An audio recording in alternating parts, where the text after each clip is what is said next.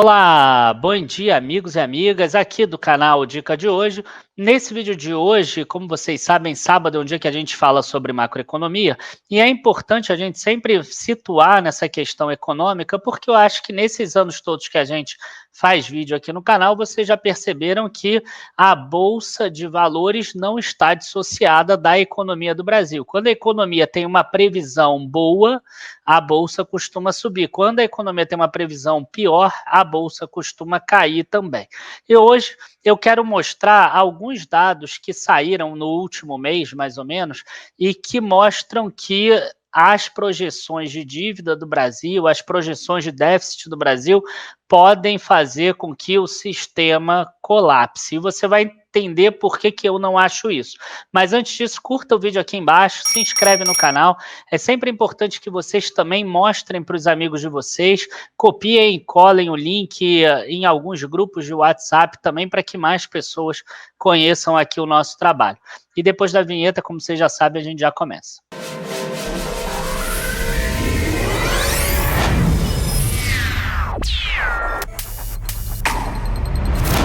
Bom, pessoal, boa parte do que eu vou falar hoje, eu falei na live de assinante na terça-feira e também está escrito no relatório para os nossos assinantes do Dicações. Então, gente, eu vou partir aqui de dois materiais que o Tesouro Nacional, o Ministério da Economia, acabaram divulgando para o público. Esse aqui é o PLOA, o Projeto de Lei Orçamentária Anual para 2021, a gente até já chegou a falar um pouquinho sobre ele, e o outro material é essa projeção da dívida pública, essa sim que saiu agora recentemente em setembro, né, depois do segundo quadrimestre, já com o cenário da pandemia. Então vamos começar aqui pelo projeto de lei orçamentária, e a primeira coisa que eu quero mostrar para vocês aqui são o seguinte: aqui é o PIB, né? O que a gente tem de expectativa do PIB? A gente tem que o mercado, antes da pandemia, esperava um PIB real de 2,32% e agora, na verdade, o governo espera menos 4,7%. Esse valor está abaixo das projeções de analista do Boletim Focus, tá? Então, é algo que a gente precisa ficar, né, dentro da nossa cabeça. Outra questão que é importante a gente ver é o seguinte: o PIB nominal para esse ano aqui vai ser menor do que em 2019 e mesmo em 2021 a gente vai ter um PIB nominal parecido com aquilo que a gente esperava para 2020. Se o problema fosse apenas esse de você perder um ano, ok, mas vocês vão ver que é muito pior do que isso, até porque o governo está projetando aqui taxas de câmbio de 5,08 e 5,11 para o final do ano que vem, e vocês vão ver que tem taxas até menores do que essas lá até 2029, né? A grande questão do governo é essa aqui, né? Hoje o governo gasta mais do que arrecada, ele gastava menos do que arrecadava até aqui 2013, o governo é uma política que começou quando o FMI precisou emprestar dinheiro para o Brasil, isso começou, se eu não me engano, lá em 96 ou 97, talvez em 98, mas foi durante o governo do Fernando Henrique, e o Brasil mantinha essa política de superávit primário. Aí o Brasil entrou numa recessão, né, forte. A gente teve 2014 com crescimento zero, 2015 e 2016 com queda do PIB acima de 3%. E aí o que aconteceu? As despesas continuaram a subir e o Brasil passou a ter gastos superiores às receitas em 2,6%. E vocês veem que 2 anos de gastos vão representar talvez mais de 10 anos para a gente recuperar o que a gente perdeu nesses 2 ou 3 anos de recessão. E é exatamente isso que acontece também com a pessoa, né? Com a vida das pessoas. Às vezes você gasta demais por 1 ou 2 anos e você é obrigado a pagar essa dívida por 10 anos, 15 anos, e com o Brasil não é diferente. Então é importante, acima de tudo, você ter uma disciplina financeira que faltou para o Brasil, e hoje talvez a gente vai passar uma geração inteira pagando isso, até porque depois que a gente já estava aqui começando a recuperar, ainda estaria negativo, a gente tem essa pandemia. Nessa pandemia, o que aconteceu? Caiu aqui 11% de déficit primário. Quer dizer, o déficit primário são as despesas excluindo os juros. Se a gente incluir os juros, a gente vai aqui para 14,9%. Então, a gente vê aqui ó, que as despesas do governo, que normalmente giram aí em torno de 19%, mais ou menos, e que lá atrás eram de 16%, hoje, nesse ano, bateu 27% aqui do total. E por que isso? Porque a gente consegue ver aqui por que as despesas subiram. A gente vê que a despesa tinha uma previsão de chegar a 1 trilhão 472 bilhões nesse ano, mas vai bater 1 trilhão 982 bilhões nesse ano agora, tá? A gente vê aqui que a parte da Previdência está até parecida, as despesas, mas a gente teve um grande aumento nesse item aqui embaixo, das demais obrigatórias, saindo de 48 bilhões para 525 bilhões, e ainda aqui nos subsídios, né? PESE e os demais aqui botando 48 bilhões em termos de subsídios. Na verdade, 34 bilhões extras. A grande questão é que já se espera para o ano que vem, aqui ó, PLOA 2021, já se espera que isso aqui volte ao normal, 48 bilhões de reais das demais obrigatórias. Eu não acredito que o Brasil vai conseguir fazer esse caminho, de pegar aqui, subir e essas demais obrigatórias caírem. Né? Então, eu acredito que a gente ainda vai ter algum impacto maior em 2021 também, o que vai acabar afetando mais ainda a questão do déficit primário, além do que o governo está contabilizando. E aí, a gente vem aqui nas receitas e a gente vê que a expectativa para 2021 de receita de arrecadação é 1 trilhão 560 bilhões. Isso é menos do que aconteceu em 2019. Que era 1 trilhão 635 bilhões. Então, não tem jeito, a gente vai acabar vendo um déficit público primário muito grande.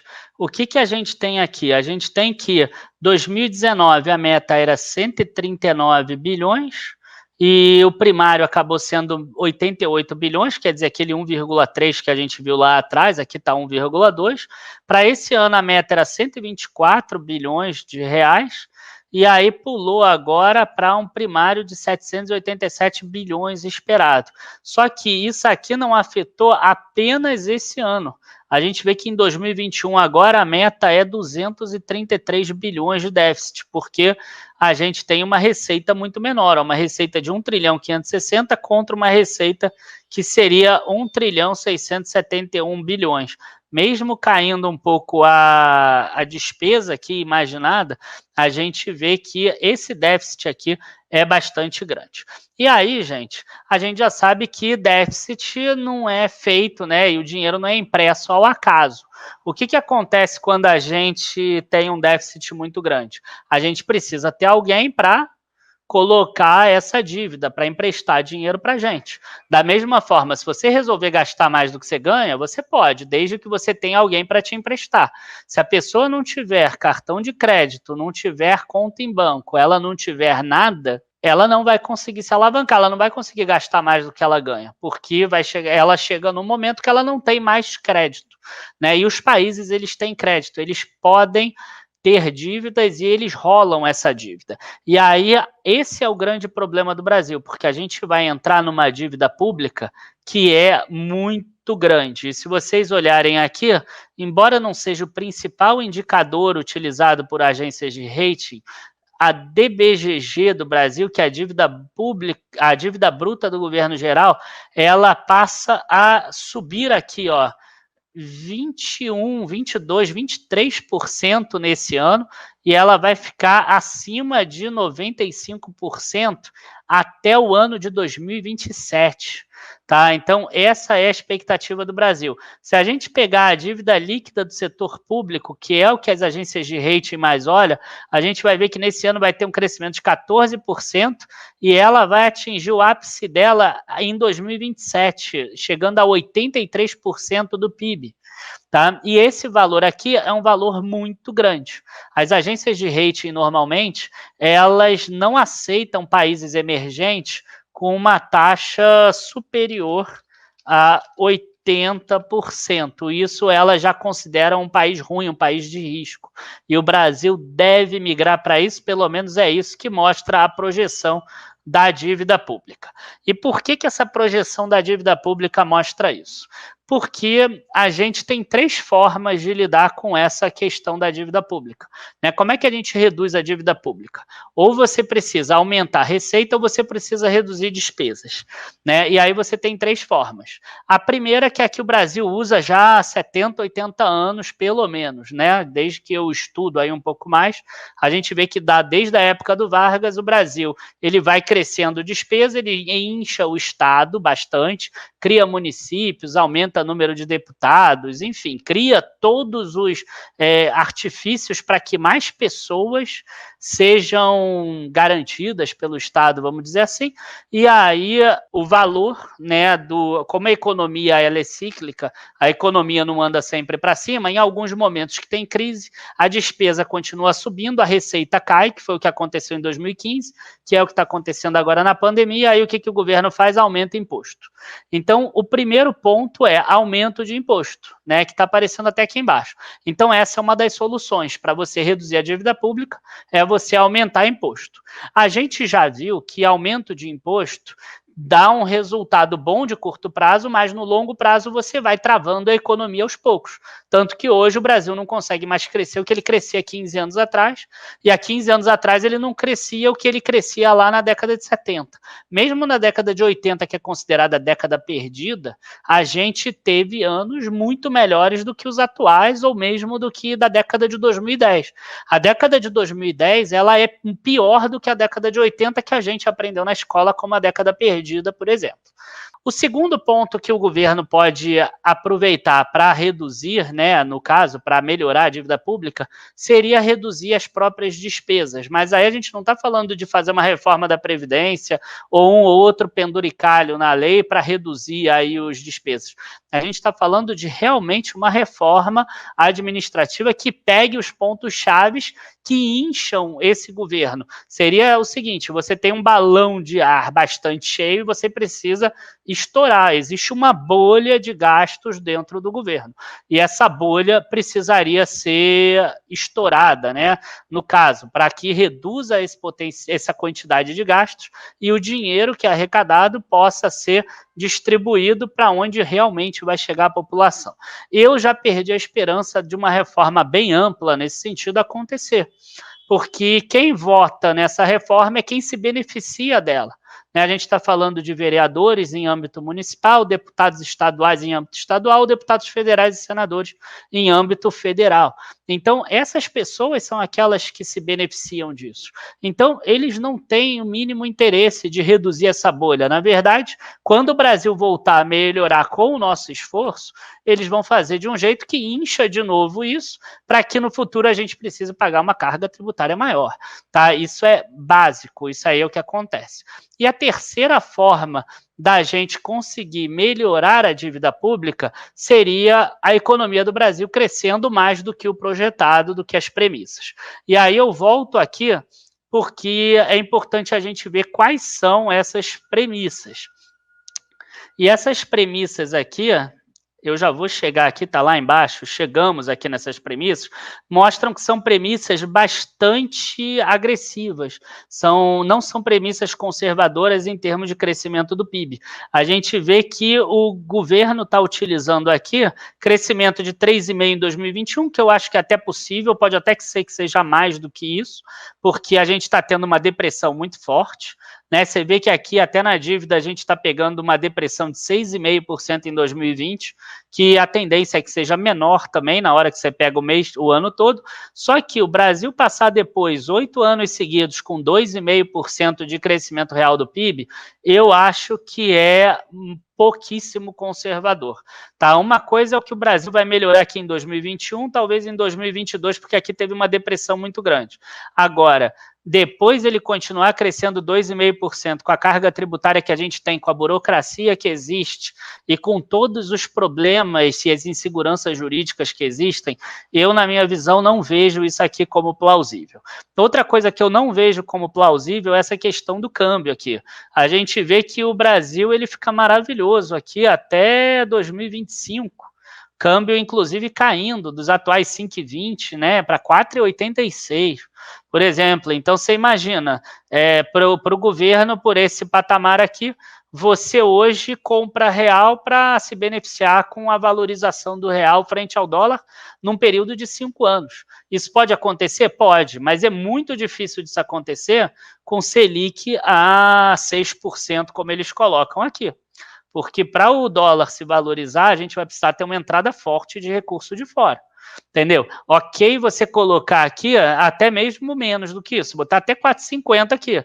Se aqui você tiver uma Selic de 9, por exemplo, ou de 10. Né? Se você aqui bota uma Selic de 9, ok, você vai estar pagando juro em troca de entrada de recurso.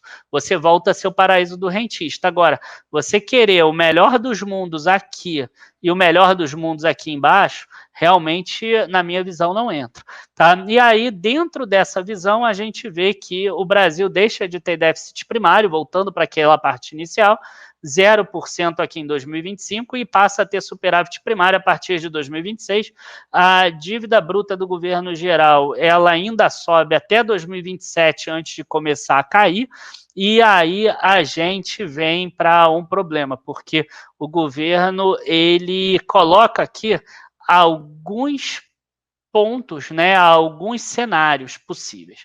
Então, se eu colocar no cenário que eu considero mais provável, que seria um PIB 0,5% menor do que esse que ele está calculando de 2,5%, e uma Selic 0,5% maior, por exemplo, então 6,5%, a gente teria uma dívida líquida do setor público 98% aqui no total.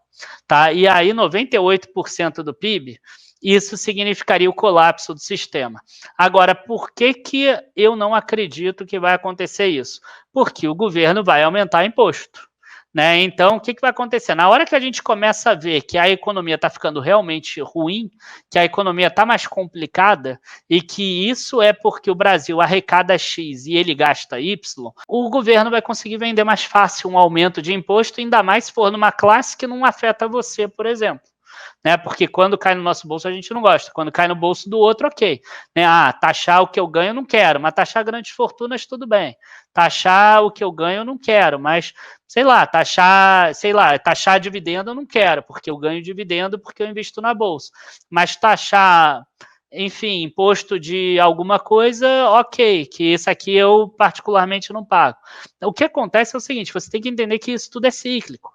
Né, talvez aquele imposto de grandes fortunas, você acha que não te afeta, mas ele vai te afetar, porque de certa forma isso vai acabar entrando no preço de algum produto, isso tudo vai gerar inflação, e a inflação ajuda o governo também, como a gente mostrou hoje. Então, quer dizer, o cenário está todo montado para que, se o Brasil não cresça muito, ou se ele não faça uma reforma administrativa, ele vai ter que sair e aumentar impostos, tá? Para mim isso está muitíssimo claro. Essa é a conclusão do vídeo de hoje. Espero que vocês tenham gostado do vídeo de hoje. Não tinha nada programado na minha cabeça, mas foi bem legal. Foi bem legal mostrar esses dois estudos do Banco Central e do Tesouro Nacional, na verdade do Ministério da Fazenda, para que vocês possam ter uma ideia do que espera o Brasil no futuro. Lembrem também que sempre que a gente tem uma situação difícil, existe uma grande oportunidade junto. Então, tome cuidado com pânicos excessivos, porque, na verdade, você pode estar perdendo a melhor oportunidade de investimento. Tá? Qualquer coisa, a gente está nos links abaixo. A gente tem toda uma área de research, né, de recomendação de carteiras, então basta você olhar aí na descrição do vídeo os nossos planos para que você possa ter uma assessoria aí um pouco melhor. Abraço a todos e até a próxima.